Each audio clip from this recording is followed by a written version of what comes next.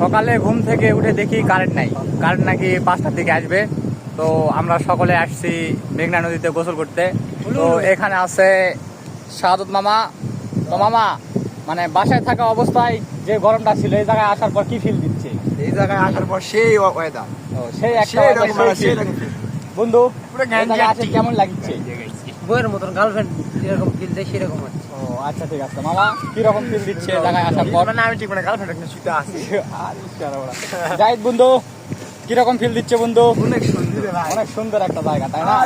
কিরকম ফিল দিচ্ছে ফারাবি? হ্যাঁ, অস্থির, ও কিরকম ফিল দিচ্ছে? মারাত্মক ফিল। ও মানে অস্থির একটা ভিউ জায়গাটার, সেই রকম বাতাস। মানে কি বলবো, বাতাসেই মনে হয় উড়ে নিয়ে যাবে আমাদেরকে, এরকম একটা অবস্থা। তো নদীটা একটু আপনাদেরকে ভালোভাবে একটু দেখার চেষ্টা করছি। এই যে দেখেন মেঘনা নদী। তো বিদ্যুৎ চলে গেছে, এজন্য আমরা আসছি এই জায়গায় গোসল করার জন্য। তো সকলে চ্যানেলটা সাবস্ক্রাইব করবেন। সকলকে ধন্যবাদ।